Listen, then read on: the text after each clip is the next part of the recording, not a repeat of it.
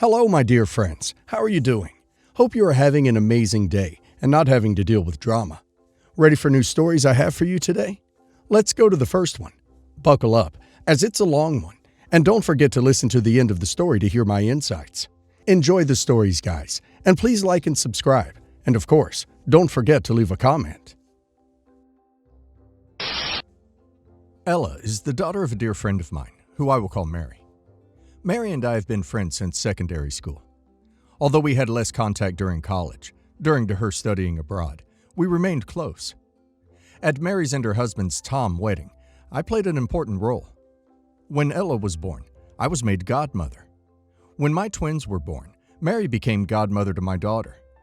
We were part of each other's family, honorary aunts and uncles. 14 years ago, Mary got sick with cancer. Hubby and I stepped in to help where we could. Ella was 10 at the time of the diagnosis. It seemed to go well at first, until it didn't. Mary died when Ella was 11. We were all devastated. Mary's parents had left Mary with some family heirloom jewelry. When Mary was terminal, she made her will. I'll be honest, Tom is a good man at heart, but has no backbone and does everything to avoid confrontation. The man is worse than me. I know that I also lacked a backbone. Mary was very afraid what would happen if he would marry again, and that person wouldn't have Ella's interests at heart. In her infinite wisdom, Mary made an ironclad will. The heirloom jewelry was left to me, as Mary wanted me to give Ella everything when she would marry. Tom had documentation and insurance papers of every piece, as did the attorney who made Mary's will. After Mary's death and funeral, Tom and Ella got our support. We helped Ella navigate a life without her mother, standing in when she needed me as a mother figure. We helped Tom with whatever support he needed. When Ella was 12, Tom met Clarissa. Clarissa couldn't have children of her own, and when she and Ella were introduced to one another, she latched on to Ella. Clarissa tried to erase Mary's memory in whatever way she could, and inserted herself in every moment possible. She introduced herself as Ella's mom, and completely ignored every boundary Ella put up. She became jealous of the bond between Ella and me, and tried many different things to separate us. Things took a bad turn when Ella was 14. I remember this day very well. It was a Monday. I had an appointment with a client at the venue they owned at the time. This appointment was later in the day. The venue itself was a nice one, and often used for reunions, birthdays, weddings, and the owner let the elderly people use it twice a week for their hobbies and activities. Tom's mother, Stacy, who was still alive then, was a volunteer and helped in the organization. I was waiting in the lobby when Stacy saw me, came up, and we started to chat. Eventually, the owner came and greeted us with the remark, "Oh, how wonderful to see you here. I'm so excited for Tom's and Clarissa's wedding this upcoming Saturday. I'm sure you are as well." Stacy and I were shocked. Wedding? What wedding? No clue. The owner sensed something was wrong. When the shock had worn off, the owner and I went to the office and conducted the business that I came for. After this was done, I asked some questions. "Wedding is this Saturday? What time? How many people?" I managed to gather everything. The owner even showed me the contract, with both signatures of Tom and Clarissa. She gathered that we didn't know and was somewhat shocked as she knew our history. Then I went to find Stacy and told her everything. This woman was livid. Her son was getting remarried, and she wasn't informed nor invited. I also hadn't heard anything from Ella. She told me that Tom and her would go away to have a father-daughter day. At this point, we had the growing suspicion that Tom had been lying to Ella about that Saturday's plans. To unravel this growing mystery, she and I went to pay Tom a visit. We had some time until Ella came home, and we didn't want her to see or hear any of this. Stacy went off the moment he opened the door. She barged in and furiously told him to explain himself. Clarissa came home and joined in the fight. Accusations flew left and right. In a quiet moment, I asked, "Does Ella know anything about your wedding?" "What wedding? I don't know anything about a wedding." Ella had come home earlier than expected. Practice had finished sooner. Then the realization hit poor Ella. She asked Tom if that was the plan for Saturday. Their wedding instead of some father-daughter bonding. Clarissa cut in and told her that she had been motherless long enough, and this wedding would give her a new mother. Oh boy. Ella didn't even get the chance to say anything. Her beloved Grandma Stacy did that for her. Stacy tore Clarissa a new one, bluntly told her that she had a wonderful daughter-in-law and that she would and could never replace her. A wedding wouldn't change the fact that she disregarded Ella's wishes from the get-go, trying to erase the memory of a good woman and mother, and trying to destroy the relationship between me and Ella. She also told her own son that he was a weak-willed man, and that this was why he was never made the executor of Mary's will, because she had always known deep down that she, Mary, couldn't trust him to protect their daughter. To add insult to injury, she told him that she disowned him and would make sure neither he nor the piss-poor substitute would get anything from her. And with that, she asked me to drive her home. Ella was enraged and wanted to live with her grandmother. Tom and Clarissa said no. Ella came to us, but we couldn't do anything. Tom tried to threaten us by saying that he would forbid Ella to come to us if we did or said anything.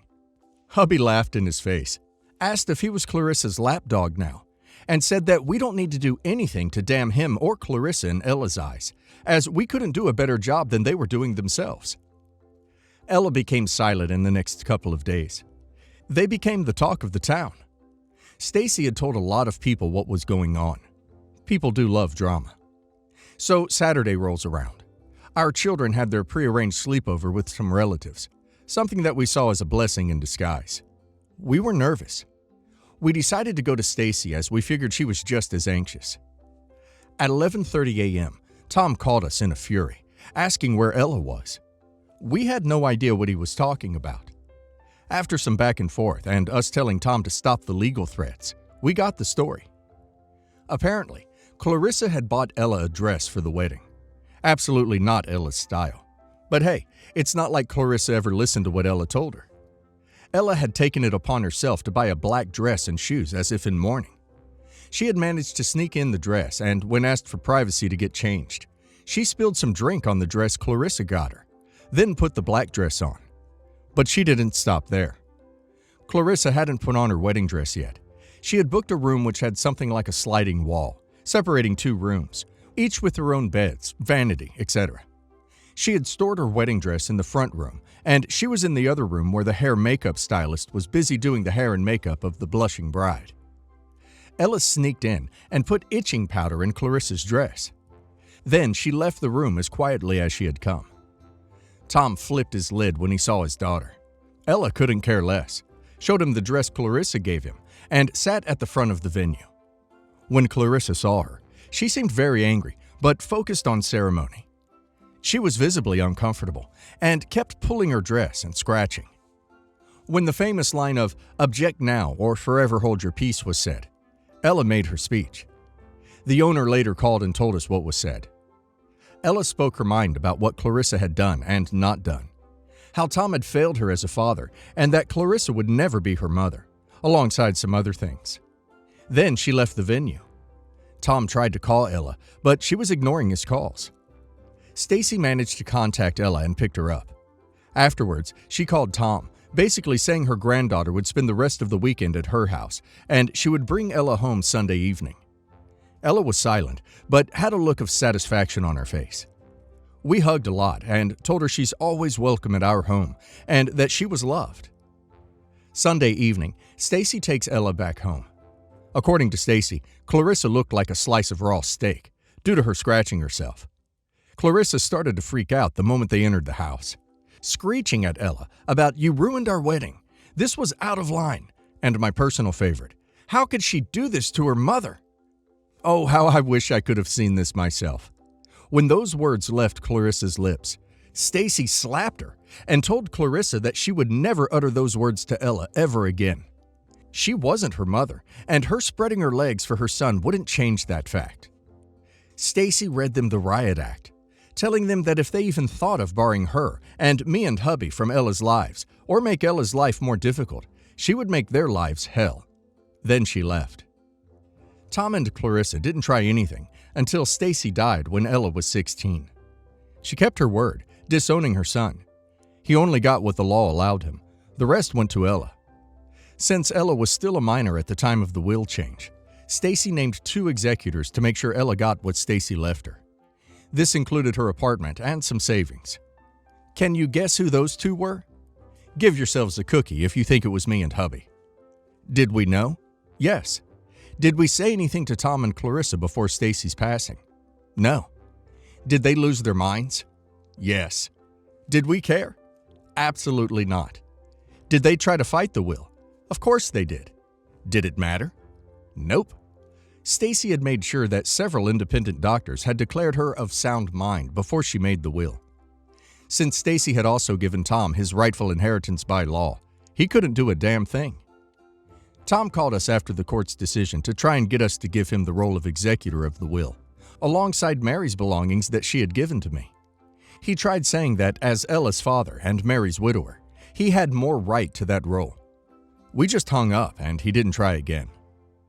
When Ella turned 18, everything was transferred to her. Ella left the house, and from there, she slowly rebuilt somewhat of a relationship with Tom, and to an extent, Clarissa. Clarissa calmed down a bit after Stacy's slap, and Ella became an expert in shutting them both down. Hubby and I have stayed out of it. After Tom's attempt of getting his hands on Ella's inheritance from both her mother and grandmother, we've had no contact. We never contacted them, and they never contacted us. We've always supported Ella in the following years. She went to college, traveled abroad, got a job, and got her life together. You ruined our wedding! Oh, honey, no. You ruined your own wedding when you decided to treat a grieving child like a prop for your stepmom fantasies. Also, Tom really said, "Let's lie to my daughter and my own mother about my wedding," and still thought he had moral high ground?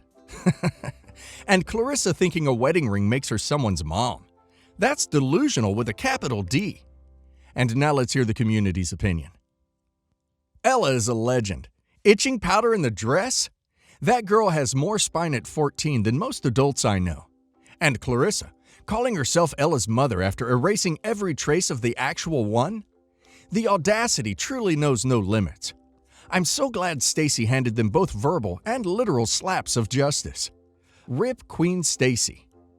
Can we get Ella on a TED Talk?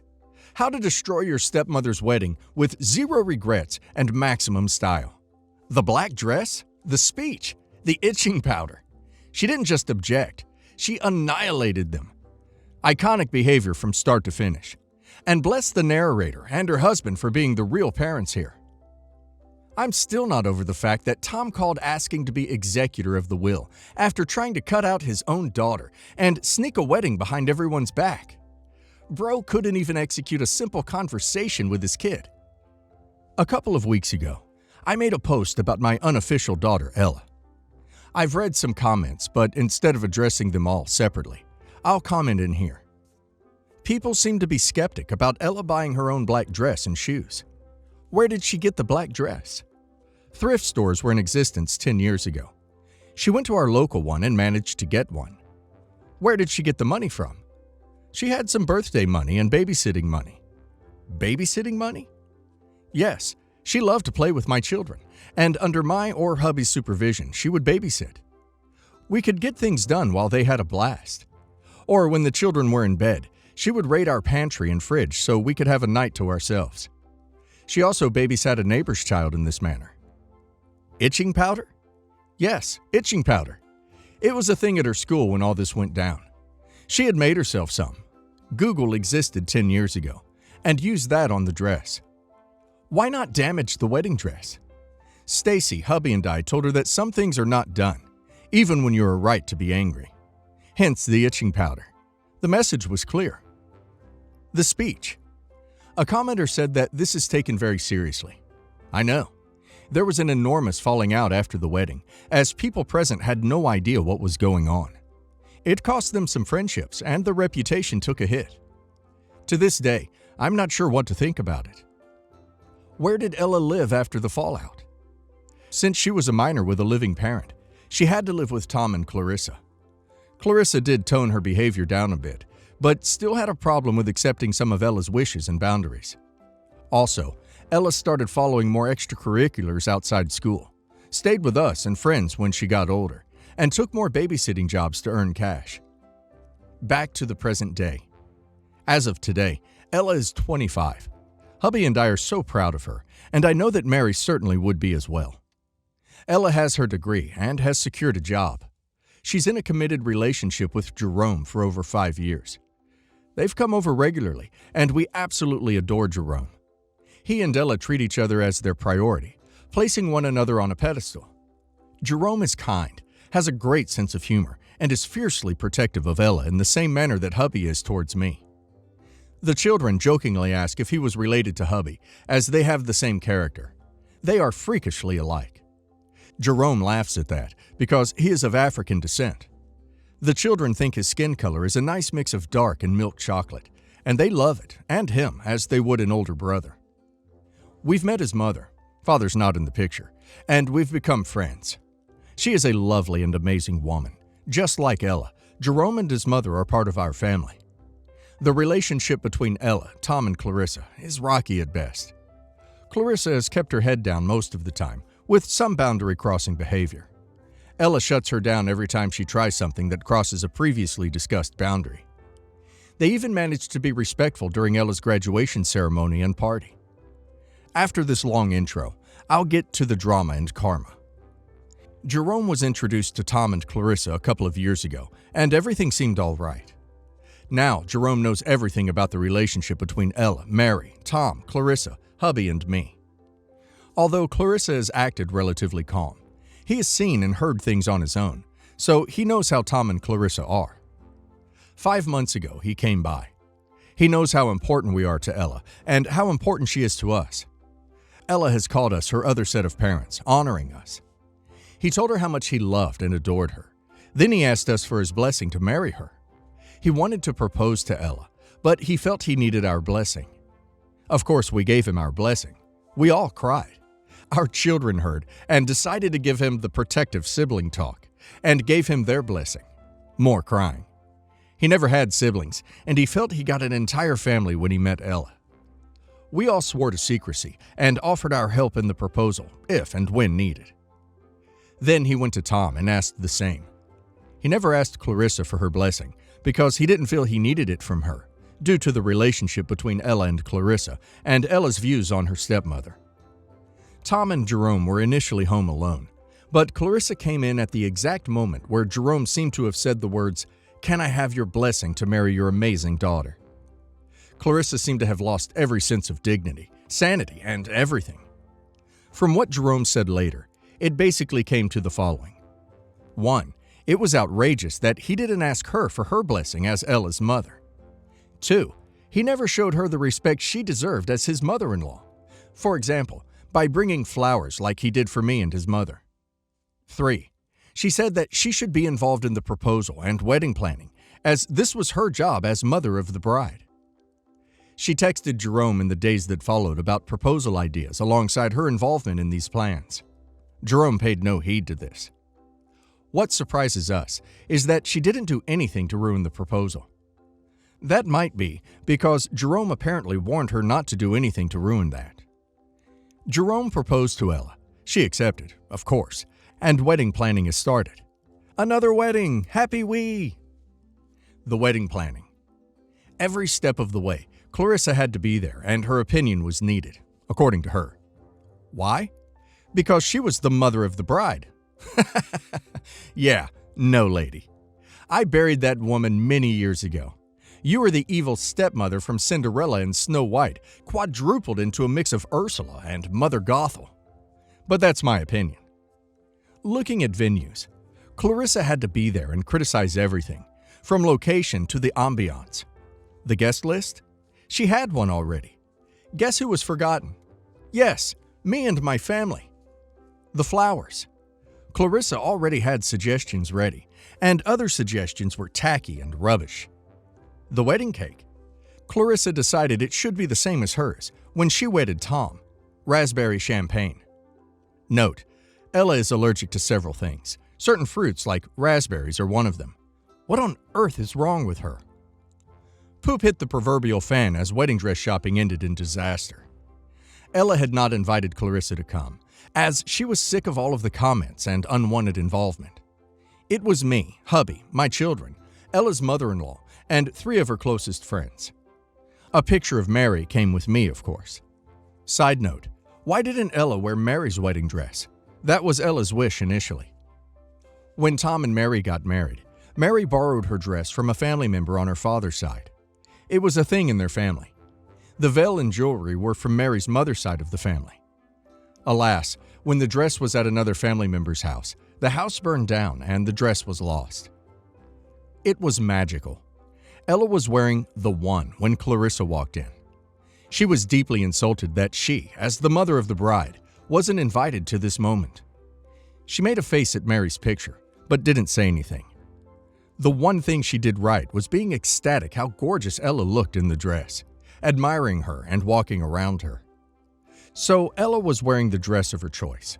The assistant wanted to grab a veil when I intervened.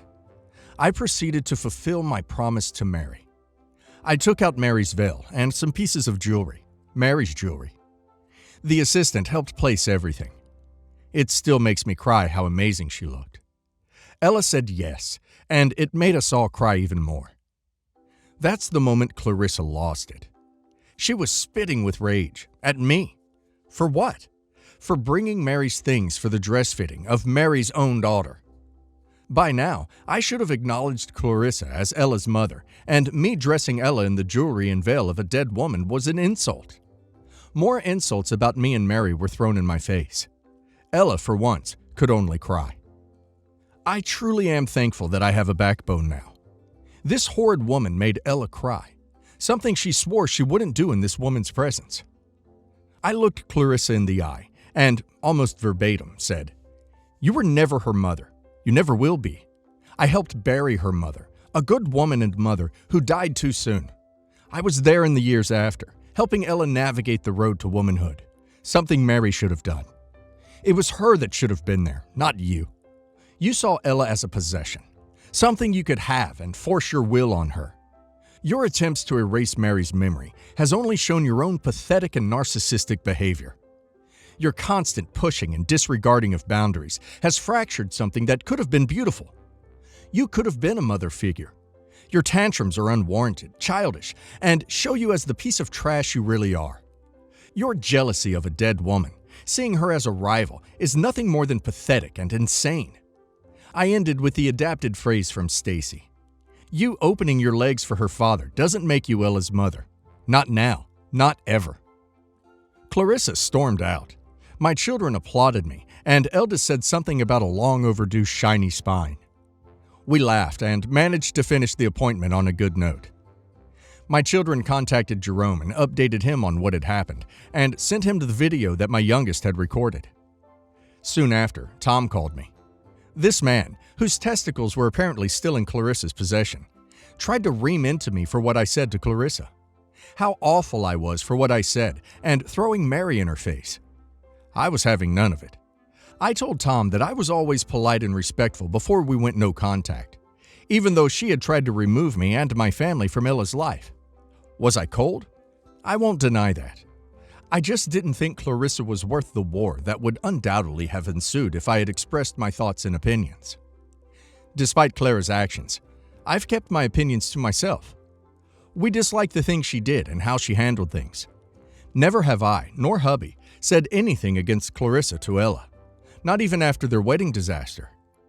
Clarissa went too far. Ella is having a rough time not having Mary there. Even if the bond between Clarissa and Ella was better, she still would miss her mother.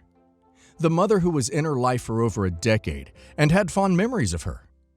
Nothing and nobody could ever erase that, and he knows that. I asked him where his concern for his daughter was. The daughter that was crying her heart out because of the vile things Clarissa said about Mary. The daughter he never protected or respected. Was it also his wish to remove Mary from their own history? Was that eraser for him? Did he care about his own peace more than the welfare and well-being of his daughter? He tried to say something, but he was told to leave it. He's shown his true colors. He would do whatever wife he had at the moment wanted him to do. I saw it with Mary, and I see it with Clarissa. In no uncertain terms, Tom got the message that he better crawl back into Clarissa's cave, as that is what he cared most about, and not contact me again. I and my family would do something he should have done, stand by Ella. Then I hung up. Clarissa and Tom were officially uninvited from the wedding. Hubby is going to walk Ella down the aisle. Ella and Jerome are avid fans of Reddit and put passwords on everything wedding-related. The jewelry is still at my house, per Ella's request, but Clarissa didn't know that. Apparently, she was under the impression that I had given everything to Ella on the day of the dress appointment. What did this woman do last week? She went to Ella's apartment, where both she and Jerome live, and entered it. Funny though, as she was never given a key. Tom had one though. Ella thought that since their relationship was better, she could trust him. She went straight for the bedroom and started opening the wardrobe in hopes of finding the jewelry. But a surprise was awaiting her. Since the bedroom is at the end of the hallway, she didn't need to go through the living room. If she had, she would have met our lovely LeFou, who was having a sleepover, as hubby, the children, and I were out of town at that moment, and Ella and Jerome offered to take him. LeFou is a very sweet but protective Rottweiler mix. To those who don't know LeFou, our sweetheart looks dangerous, malicious, and ready to sink his teeth in whatever body part he can find. Once you're a part of his family, he's just a big baby who loves cuddles, drools somewhat, and thinks he's a lapdog. Clarissa could have turned around and left if she had looked into the living room. Since she went straight for the bedroom, she couldn't. LeFou heard noise, went to see who was stupid enough to enter his domain, and encountered Clarissa. LeFou was in the hallway, effectively blocking Clarissa's exit. It was EC on a table all over again. Read a previous post of mine. Ella and Jerome came home to find Clarissa in the bedroom, screeching about a rabid dog, while LeFou was sitting right outside the door. Home security revealed that she literally peed her pants when she encountered LeFou standing near the door before slamming the bedroom door, screaming the entire time. LeFou didn't have to do a damn thing but looking pretty. Well, to us, to others somewhat scary. Police officers show up and Clarissa is arrested. Tom tries to do damage control, saying something that she only wanted to keep the jewelry safe. But Ella tells him to pound sand in more colorful words. Told them they are officially uninvited from her life this time before hanging up. Security footage has been given to law enforcement. Ella and Jerome have taken more precautionary steps to ensure a lovely wedding and honeymoon. Security is one thing, calling every vendor to check if they still had the password in place, and they changed the locks on everything. Tom and Clarissa are trying to claim that LeFou is a vicious dog that should be put down. So that is drama that we're dealing with as well. We don't expect a lot of it, as there's footage, but we are apprehensive. I'm worried about any shenanigans from both Tom and Clarissa now that the wedding date is approaching, and they are officially persona non grata. To alleviate our stress a little, Ella and Jerome came by yesterday.